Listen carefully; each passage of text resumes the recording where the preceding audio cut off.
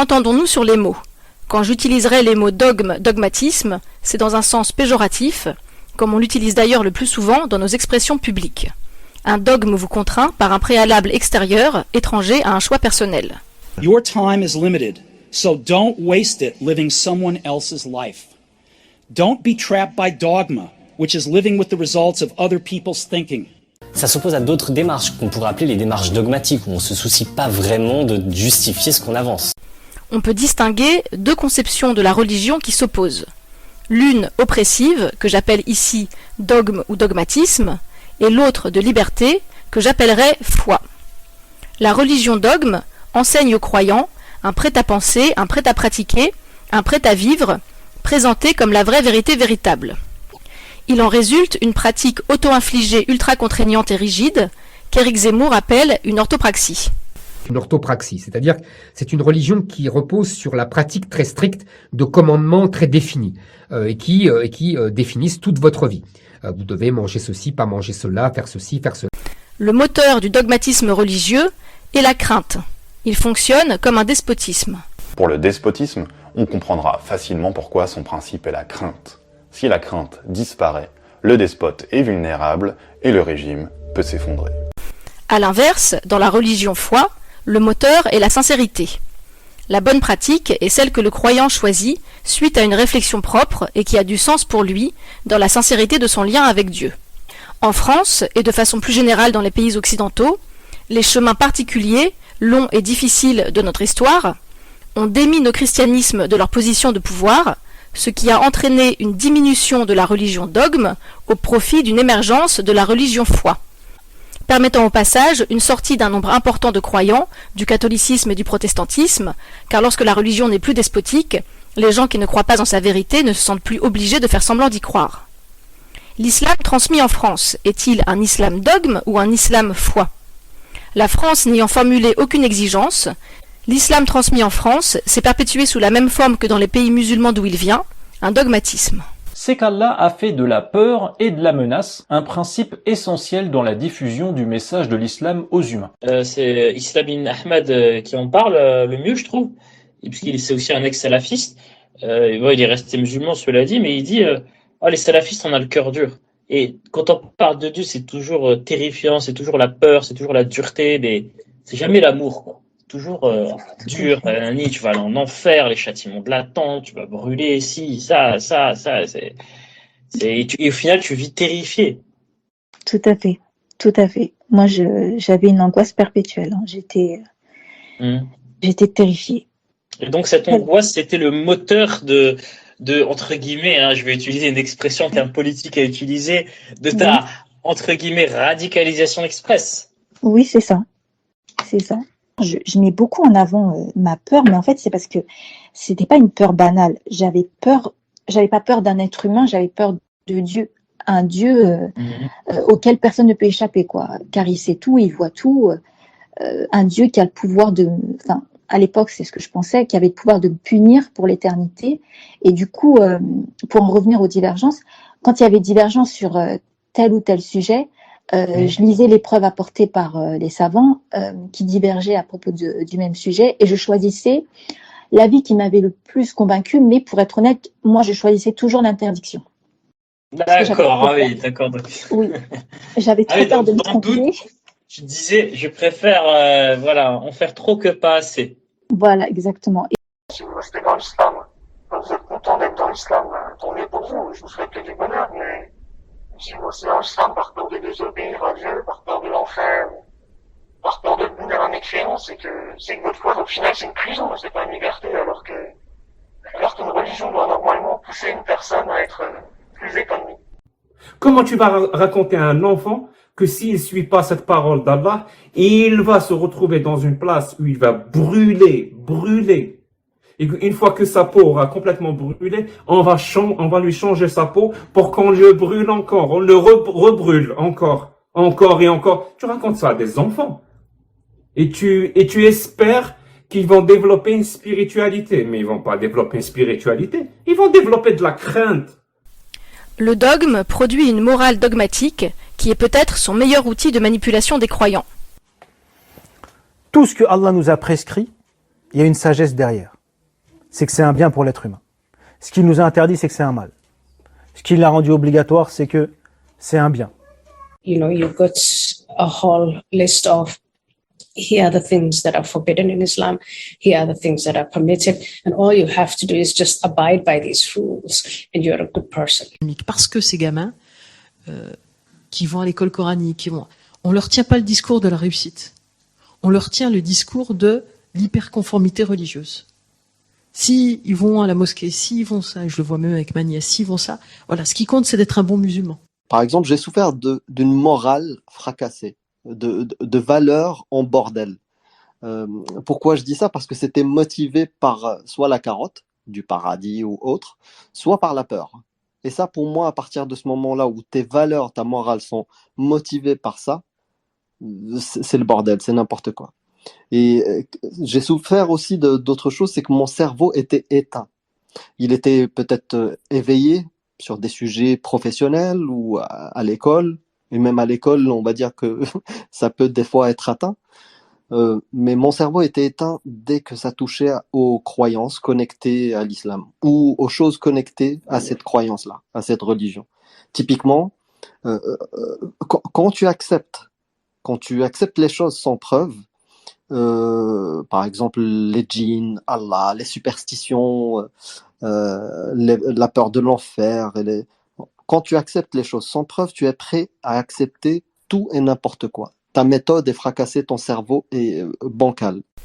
Ces morales cages, dans lesquelles les croyants vont s'enfermer pour être, pense-t-il, de bons croyants, les philosophes des Lumières s'en écartaient déjà en leur temps. Un philosophe qu'il est nécessaire d'évoquer pour la notion de morale est Emmanuel Kant. Celui-ci apporte, avec fondement de la métaphysique des mœurs, une réflexion riche sur le sujet et surtout propose un système nouveau. La morale de Kant est une morale du devoir avant tout fondée sur la raison, qui va refuser les morales d'autorité. Les morales d'autorité correspondent aux morales dans lesquelles l'individu trouve la règle de son action en dehors de lui-même, par exemple dans les commandements divins, dans les règles sociales ou encore dans la nature. Donc on voit bien ici que, pour les Lumières, il ne s'agit pas seulement de remettre en cause la tradition. Il s'agit de remettre en cause toutes les idéologies de la vertu, toutes les idéologies de la restriction morale qui font obstacle à l'épanouissement et au bonheur des individus. La morale d'autorité religieuse récompense l'obéissance aveugle, l'infantilisation, et condamne le doute, la remise en question de ses principes. Car quand j'ai commencé à fréquenter la mosquée dès l'âge de 8 ans, pour faire simple, on m'a dit que je devais obéir au Coran sans discuter et que tous les trucs qui sont écrits dans le Coran, même si c'était que de simples affirmations sans preuve matérielle, c'était quand même une vérité, la vérité incontestable. Sinon, j'irais en enfer. En fait, avant, quand on est musulman, en fait, des fois, on rencontre des versets, des hadiths qui ils nous plaisent pas forcément. Et on ferme les yeux en fait dessus, on se dit non mais faut pas aller trop loin, faut pas chercher plus, ça sert à rien, c'est notre religion, elle est comme ça et c'est tout. Pour éviter en fait ce qu'appellent les musulmans le west-west. Donc on évite, on ferme les portes, on n'essaye pas de te renseigner davantage sur ces sujets-là. Parce que le doute en islam, on sait très bien qu'il est criminalisé quoi.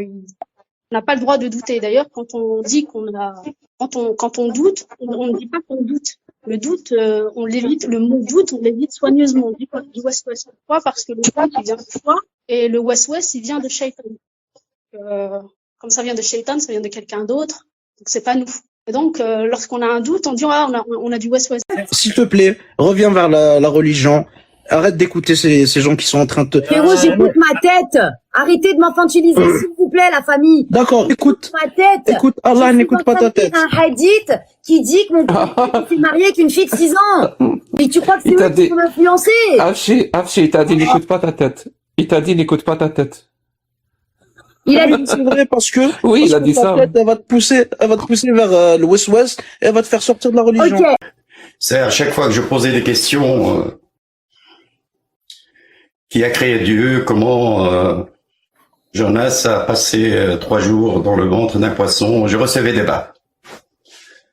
Donc j'avais beaucoup de questionnements et que je n'osais pas, avec ces garde-fous de shirk, si je pense que ça a été le plus grand, en tout cas pour moi et pour beaucoup d'autres, c'est shirk, c'est donc le doute. Si jamais on commence à douter, donc on est banni à jamais.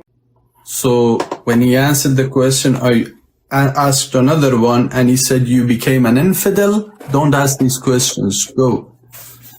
Donc il a bombardé l'imam ou les imams de questions. Au point où c'était une question après une autre, où même l'imam a commencé à lui dire, à se douter, à l'accuser.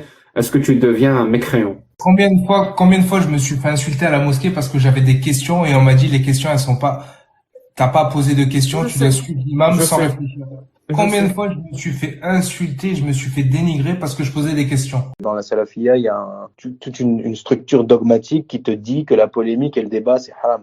Même dans le Coran d'ailleurs, c'est au-delà des hadiths. Le Coran te dit que si tu arrives dans une assemblée où les gens critiquent l'islam, tu dois t'en écarter et ne revenir qu'une fois qu'ils ont terminé. On va plus me dire oui, tu vas sentir en enfer, oui, t'es un mécréant parce que tu pratiques pas assez, tu réfléchis trop d'un coup, c'est pas normal, parce que un musulman ne réfléchit pas, c'est comme ça. La morale d'autorité maintient les croyants sous la tutelle de son binarisme. Mais là-bas, tous deux ont appris que ce qui est bien est halal et ce qui est mauvais est haram. Elle n'avait pas vraiment cette obsession de la religion, ou alors me dire bien, pas dire. À l'inverse, notre morale commune de liberté condamne l'obéissance aveugle, encourage la réflexion personnelle. Ce qui nous rassemble, voilà, c'est un idéal, c'est donner la capacité de penser par soi-même. Les philosophes vont chercher des réponses de façon rationnelle. Ça revient à dire aux hommes, n'écoutez pas le premier prophète venu, essayez de répondre par vous-même à ces questions. Bertrand Russell a, je trouve, très bien résumé les choses en écrivant « Sans doute la philosophie ne nous apprend pas de façon certaine la vraie solution aux doutes qu'elle fait surgir. Mais elle suggère les possibilités nouvelles, elle élargit le champ de la pensée en la libérant de la tyrannie de l'habitude. Elle amoindrit notre impression de savoir ce que sont les choses, mais elle augmente notre connaissance de ce qu'elles pourraient être. Elle détruit le dogmatisme arrogant de ceux qui n'ont jamais traversé le doute libérateur, et elle maintient vivante notre faculté d'émerveillement en nous montrant les choses familières sous un jour inattendu. C'est quand même sympa. Ce sont deux morales qui s'affrontent, l'une obscurantiste, l'autre éclairée. L'une dit « Tu ne dois pas remettre en question la vérité que tu as reçue », l'autre dit « L'âge venu, tu dois mettre la vérité que tu as reçue à l'épreuve de ta propre réflexion, et si elle tient, cette vérité est la tienne, sinon, libre à toi de trouver ta vérité. » C'est toute la question de la conciliation entre islam et démocratie, entre une religion qui exige soumission à un ordre divin et se veut à la fois code civil et mode de vie, et la démocratie telle que nous l'entendons, qui suppose des citoyens rationnels, émancipés de tout dogme, même s'ils restent attachés à une foi. Les Français musulmans qui grandissent en France, bénéficient-ils de notre liberté de conscience ? Il est bon que tu puisses trouver la vérité qui est la tienne. Oui, tu peux penser par toi-même ta propre spiritualité. Ou sont-ils maintenus sous l'égide d'une morale obscurantiste ? Sortir de l'islam, c'est mal. Tu ne dois pas penser les questions religieuses par toi-même. Tu dois t'en référer à des autorités religieuses. Pour tout ce qui concernait mon existence, je m'en remettais au Coran, à la sunna du prophète, donc au hadith, et bien sûr au fatwa des sheikhs. Enfin, je ne réfléchissais plus par moi-même. Je me l'interdisais. Et surtout à faire vos recherches auprès de personnes de science. Ça, c'est quelque chose sur lequel je voulais vraiment insister parce que je compte plus les fois où on me pose des questions religieuses alors que je suis personne. Vraiment, les personnes sur Insta, on reçoit beaucoup de questions genre est-ce que ça c'est haram, est-ce que ça c'est halal, est-ce que ça... Et en fait, il faut pas faire ça. Vraiment, il faut pas poser des questions religieuses à des personnes qui ne sont pas des personnes, enfin des savants, des personnes de science parce que, en fait, déjà premièrement, pour vous, vous avez de grandes chances de tomber sur la mauvaise réponse, en fait, tout simplement. Parce que c'est pas une personne de science qui vous répond. Souvent, les jeunes donnent leur opinion avant même de chercher. Les savants passent leur vie entière à étudier. Et c'est pas après 2 recherches sur Google ou même simplement, des fois, il y a beaucoup de personnes qui répondent même au pif ou en disant « je pense », mais il n'y a pas à penser, en fait, c'est pas comme ça. Maintenant, a-t-on la science pour prendre des versets comme ça et des liker comme ça ? Quand tu as un problème de santé, est-ce que tu vas voir un médecin ou est-ce que tu vas voir un garagiste ? Quand tu veux du pain, tu vas chez un boulanger ou chez un poissonnier ? Je vais finir mon analogie. Quand tu as une question de religion, est-ce que tu vas voir des savants musulmans et les tafsirs ou est-ce que tu vas ouvrir un dictionnaire franco-arabe ? Mais pour justement utiliser ces principes et ces orientations, ces informations qui sont dans la révélation, eh bien, c'est à l'homme d'utiliser sa raison. pour voir qu'est-ce qui lui semble le plus adéquat, le plus en adéquation avec la révélation dans le contexte où il est.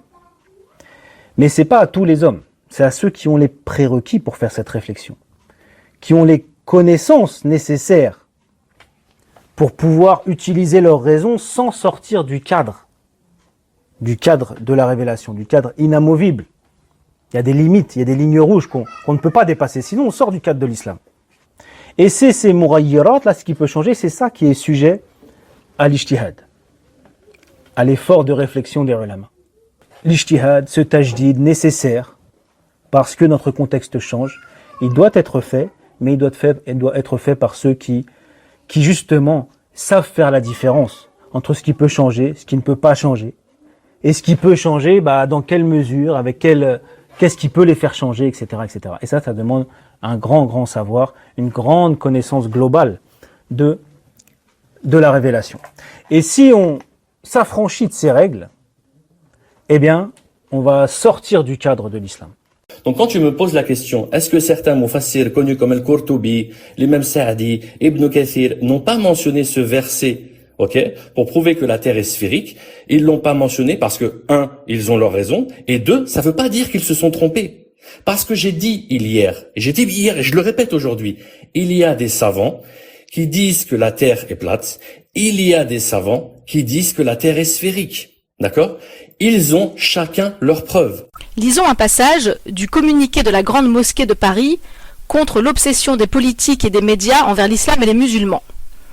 Nous nous permettons de rappeler que la question du péché et du licite dans une religion relève exclusivement des institutions habilitées à gérer cette dernière et qu'une formation adéquate est nécessaire pour s'en prononcer. Les Français musulmans qui grandissent en France bénéficient-ils de notre liberté de pratique? La bonne pratique est celle qui a du sens pour toi? Ou sont-ils contraints de suivre une pratique prédéterminée présentée comme la bonne? Le passage suivant d'un sketch de Yacine Bellatar doit nous faire craindre le deuxième scénario. Par exemple, il y a le musulman modéré. Qu'est-ce que c'est que ce concept de merde, d'accord? C'est quoi un musulman modéré? C'est un mec qui fait pas 5 prières par jour, il en fait 2,5? C'est un mec qui mange pas de porc, il mange du sanglier. C'est un mec, au lieu d'aller à la Mecque, il s'arrête en Grèce. Voilà, je suis au milieu. Yacine Bellatar semble avoir reçu une morale religieuse dogmatique où la bonne façon de faire ses prières correspond strictement aux 5 récitations gestuelles aux heures dites, alors que dans la France de liberté de pratique pour tout le monde, il aurait dû recevoir une morale religieuse de liberté du type « La prière fait partie des 5 piliers de l'islam. À l'époque de l'Arabie du 7e siècle, on pense qu'elle était faite de telle façon. Ton travail de croyant, ça va être de trouver à quoi ça correspond dans ta vie de Français du 21e siècle. » Si on avait bien fait les choses, le sketch d'un Yacine Bellatar, ça devrait être, la drôlerie en plus, parce que je ne suis pas humoriste, quelque chose comme « Je suis allé rendre visite à des cousins en Arabie Saoudite, je leur ai dit « Moi je fais 2 prières et demie par jour », et là, ils se sont évanouis. Et le plus glaçant, c'est le rire de toute cette salle qui a intériorisé la pratique infligée par une morale islamique abusive comme normale. L'islam dogme utilise des mots comme islam modéré pour disqualifier les islams éclairés, les islams foi. Un musulman modéré tempérerait, pondérerait, modérerait sa pratique. Elle ne serait donc pas entière, intègre, vraie. Elle ne serait qu'un ersatz, une version diminuée. Une autre expression qui disqualifie la liberté de pratique est islam à la carte. La sincérité, la réflexion, la finesse dans le choix de sa pratique deviennent aux yeux du dogme obscurantiste, une paresse, une indiscipline, un n'importe quoi, un égarement. Mais parfois, on est attiré par ça, parce que ça facilite. Ah c'est bon, le hijab il est plus obligatoire, je suis tranquille. Ah c'est bon, je peux regrouper mes prières le soir, c'est bon, ça va. Mais le croyant, la croyante, elle nourrit sa foi aussi parfois en affrontant des situations un petit peu difficiles, un petit peu inconfortables. Donc quand tu commences à dire, à pratiquer ta foi à fond, t'as trois sorties. T'as 3 sorties possibles quand tu pratiques l'islam. Soit tu deviens un extrémiste, tu commences à taper sur tout ce qui bouge, soit t'apostasies, ou soit la troisième sortie, et je pense que là c'est la plus commune des 3, c'est tu deviens hypocrite. Voilà, tout simplement. Toi tu connais les textes, tu sais très bien comment ça marche l'islam, mais tu vas pas appliquer parce que voilà, tu vas piocher ce qui t'arrange. Voilà, tu vas les picorer à droite à gauche. Mais par contre le côté dark, tu vas pas l'appliquer. Bon, Les Français musulmans reçoivent pour beaucoup de la part de leur propre religion une morale d'oppression. Mais peut-être le contact avec le reste de la société française leur permet-il de s'en émanciper, car notre société défendrait publiquement et à chaque occasion la liberté des croyants de se positionner où bon leur semble en termes de questions et de pratiques spirituelles. Eh bien non. Le reste de notre société déroule le tapis rouge au dogmatisme oppressif, en le traitant comme s'il était la version normale de la religion. Non content d'avoir une partie des musulmans français obscurantisés, revendiquant qu'on fasse de la place à l'obscurantisme au nom de la liberté de culte, on a aussi des Français non musulmans qui le relayent cet obscurantisme comme l'islam évident, parfois sans même s'en rendre compte. Prenons l'exemple de l'interdit de manger du porc.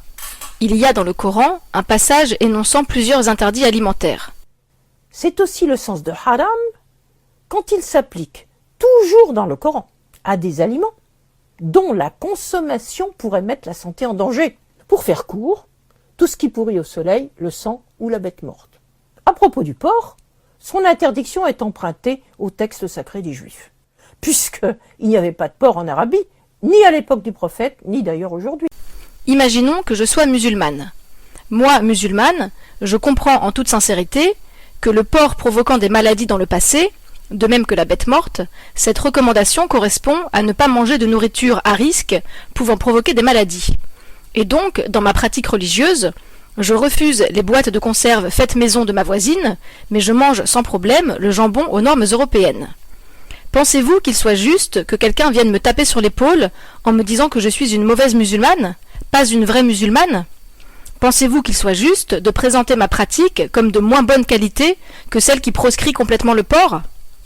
La phrase « les musulmans ne mangent pas de porc » relaye l'islam dogme qui choisit à la place du croyant quelle est la bonne pratique. Try to understand what the Muslims believe, not so much the behavior of Muslims, because there are a lot of Muslims that don't live like Muslims, including myself. Even among our own beliefs and our own religion, we have certain people that believe something completely separate from what our Quran and our Prophet teaches us. Les aménagements de notre société, comme mettre un menu alternatif au porc dans les cantines scolaires, sont une soumission à cette autorité religieuse et une complicité du joug qu'elle exerce sur les croyants musulmans dès l'enfance. Mon enfant, la France aussi exclut qu'un musulman puisse manger du porc, voilà ton omelette. Mais donc vous voulez, dans les cantines, ne pas mettre d'alternative au porc et affamer les pauvres petits musulmans qui ne font qu'obéir à leurs parents ? Pas dans l'immédiat, vous répondrai-je. Enlever l'alternative au porc, c'est l'étape 2. L'étape 1, c'est de rétablir la liberté de conscience et de pratique pour tous les musulmans français. Et alors, nous aurons une partie des Français musulmans qui mangera du porc non par trahison de leur texte, mais par réflexion propre sur ce texte. À partir de là, nous n'aurons plus à céder à cette morale religieuse dogmatique qui prononce sans possibilité de réflexion qu'il est forcément coupable pour tout musulman de manger du porc. Le même raisonnement peut s'appliquer à l'interdit de boire de l'alcool ou à l'obligation de jeûner pendant le ramadan. Nous relayons la pratique imposée comme allant de soi. Et comme nous nous imaginons que les Français musulmans sont aussi libérés de la pression religieuse que le croyant d'à côté, nous en concluons que faire de la place à la pratique oppressive est une mesure somme toute adaptée à la situation, et le dogme oppressif de se banaliser encore plus. L'islam dogme entend dire aux croyants comment ils doivent penser, comment ils doivent pratiquer, et jusqu'à comment ils doivent ressentir. C'est cette fameuse expression de sensibilité des croyants. Faisons le sketch. Un musulman entre en scène, il va ouvrir sa boîte aux lettres. Il mime parce que c'est un théâtre qui n'a pas de subvention. Et en sort un Charlie Hebdo. Chic, mon Charlie Hebdo. Lui ne considère pas qu'un dessin quel qu'il soit une offense. Pour lui, ternir l'image du prophète, c'est persécuter au nom du prophète, par exemple. Et donc, en regardant la caricature du prophète sur la couverture, il se marre franchement parce que cette caricature particulière, il la trouve drôle. Et là, vous avez le dogme oppressif qui se pointe. Dis donc, toi, tu es musulman ? Oui. Alors pourquoi ris-tu ? Je trouve ça drôle. Non, tu ne trouves pas ça drôle, tu es offensé. Non, en fait, moi ça va, je ne suis pas offensé. Si, tu l'es beaucoup. Tiens-moi cette enclume, s'il te plaît. Là, on a le matériel, parce que le dogme a les moyens. Et ta sensibilité est heurtée. Prends ce piano, et cette batterie de voiture. Et là, tu le sens que tu es blessé par cette caricature ? Ah oui, tu as raison, je ne me sens pas très bien. Tout ce que tu demandes pour toi, c'est un peu de respect. Vous la voyez, l'oppression religieuse allait dicter aux gens comment doivent vibrer les fibres de leur propre sensibilité ? Nous ne demandons pas plus de censure, nous demandons simplement plus de respect. Non. L'expression sensibilité des croyants à propos des représentations du prophète Mahomet ou autres prétendus blasphèmes est à mes yeux islamophobe. Elle dit « Si tu es musulman, tu ne vas pas ressentir librement, tu vas ressentir comme le dogme religieux te dit que tu dois ressentir. » Rappelons la palissade de la liberté d'expression. Une expression publique heurte les gens heurtés par cette expression publique. Donc, telle caricature du prophète heurtera les gens heurtés par cette caricature du prophète. Parce que oui, on est tous différents, donc on a tous des sensibilités différentes. Il y aura donc des musulmans heurtés par la caricature en question, des non-musulmans heurtés, des non-musulmans non heurtés et des musulmans non heurtés. Il n'y a donc pas lieu d'empêcher la publication de telle caricature du prophète plus que de telle autre expression publique. Le « je ne suis pas Charlie » et le « finalement les caricatures du prophète on a le droit mais ce serait mieux de ne pas le faire » sont des attitudes de conformité à des préceptes moraux islamiques. Tu ne dois pas représenter le prophète Mahomet, tu ne dois pas te moquer du prophète Mahomet, et qui se parent d'autres atours pour parvenir à leur mise en œuvre en France. C'est donc bien à la prise de pouvoir d'une morale d'autorité islamique que nous assistons, et ce à l'échelle de notre société entière, puisque cette liberté en France est aujourd'hui perdue. Contrairement à l'époque de Gottlieb, nous ne pouvons plus représenter Allah ou Mahomet sereinement et sans crainte de représailles. Cette prise de pouvoir par une morale dogmatique tue la diversité de pratiques. On assiste à une uniformisation de la pratique.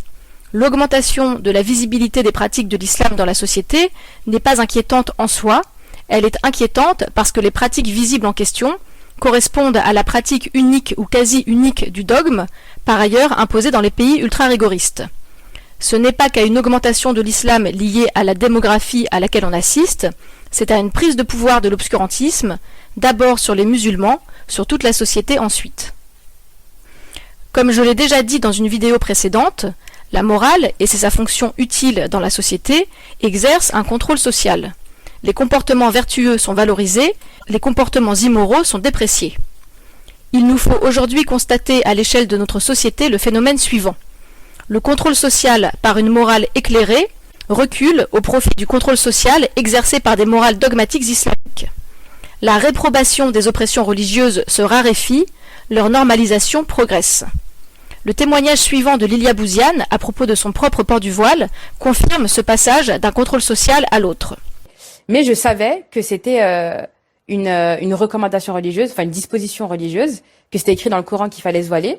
Donc je le précise ça, je veux dire pourquoi je le précise, en toute honnêteté, parce que il y a plusieurs femmes qui portent le voile, et dont moi, je l'ai même fait, qui en passe à la télé et qu'on nous demande pourquoi on porte le voile. On a tendance à expliquer que c'est le fruit d'un cheminement spirituel, etc. Et c'est vrai, c'est le fruit d'un cheminement spirituel. Mais j'ai l'impression qu'il y a une part de nous qui n'assumons pas le fait que Dieu nous l'a dit et on l'a fait. Parce qu'en fait, on a tellement diabolisé le fait de respecter sa religion et d'être religieux quand on est musulman, qu'il y a une part de nous qui avons peut-être honte ou qui n'osons pas le dire. Donc moi, en toute honnêteté, je savais que c'était une prescription religieuse, une disposition religieuse, que Dieu me demandait de le mettre. Et je l'ai compris très tôt, et j'étais à l'aise très tôt avec cette idée-là. Ce que Lilia Bouziane appelle « respecter sa religion, être religieux », correspond en fait à se conformer à une morale d'autorité religieuse, à une morale de contrainte essentiellement basée sur « parce que Dieu le veut », à une morale obscurantiste. Ce dont Lilia Bouziane témoigne, c'est que jusqu'à récemment, notre morale éclairée qui condamne l'obéissance aveugle exerçait encore suffisamment son contrôle social pour que les femmes voilées n'osent pas publiquement afficher leur propre mise sous tutelle d'un obscurantisme. Ce n'est plus le cas. La progression de ces morales dogmatiques qui valorisent au contraire l'hyperconformité à un modèle de vertu rigide en la qualifiant de piété, ferveur religieuse ou autre qualification appréciative, la progression des morales dogmatiques, disais-je, encourage maintenant les femmes voilées à revendiquer leur propre mise sous tutelle, puisque suffisamment de retours positifs de la part du monde obscurantisé les féliciteront, et que les retours négatifs, issus de notre esprit des Lumières, seront relégués au rang d'islamophobie. Nous sommes sur le point de céder, tenons bon. Nous devons rétablir la saine réprobation par notre morale éclairée des oppressions quand elles se manifestent. Dévaloriser les obscurantistes pour leur défense de l'obscurantisme n'est pas une intolérance. C'est le juste travail de notre morale qu'il ne faut pas abandonner. C'est l'intolérance de l'islam qui a commencé à me condamner.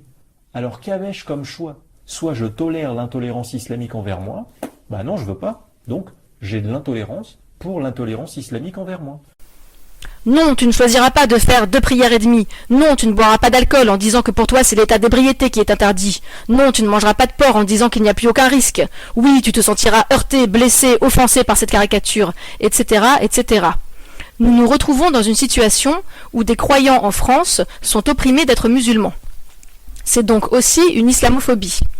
Nous aurons mis du temps à la qualifier parce qu'elle ne vient pas de la France, elle vient de l'islam. Quand on dit islamophobe, on pense d'abord à l'intolérance de rejet de l'autre pour sa différence, donc d'une intolérance de la part de personnes non musulmanes qui rejetteraient l'autre parce que musulmane.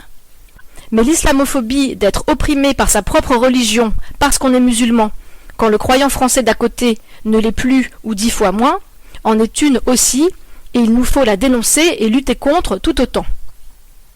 L'islam tel que nous l'avons accueilli est obscurantiste, il est temps d'exiger sa désobscurantisation et de rétablir l'adhésion à une morale commune éclairée. C'est ce que je disais il y a pas longtemps, que la première expérience que j'ai eue avec le totalitarisme, je l'ai eue avec l'islam. Je le disais pas comme ça au moment où, en fait, quand j'étais petit, mais c'est après coup que effectivement donc j'ai pu théoriser ce que j'ai vécu avec l'islam. On nous disait quand on était petit, donc on avait 6, 7, 8 ans, qu'il y avait deux anges qui étaient dans chacune des 2 épaules. Donc dans l'épaule droite il y avait un ange, dans l'épaule gauche il y avait un ange. Et donc tout ce qu'on faisait de mal était consigné par l'ange qui était dans l'épaule gauche, et tout ce qui était bon était consigné par l'ange qui était dans l'épaule droite. Et donc, c'est-à-dire qu'il y avait une surveillance, c'est-à-dire c'est une sorte de Big Brother, tu vois, avec comme dans George Orwell 1984, donc le Big Brother donc qui te regarde, qui est omniprésent et du coup qui entend tout ce que tu fais. Et du coup, donc pour confirmer ce que tu dis, donc si effectivement donc l'islam se construit non pas autour de l'amour, mais autour de la peur, autour de la terreur, parce que ce sont les mêmes principes que partage l'islam avec le totalitarisme. Hannah Arendt, dans les critères qu'elle donne du totalitarisme, il y a effectivement la terreur. Faut pas se laisser abattre, hein.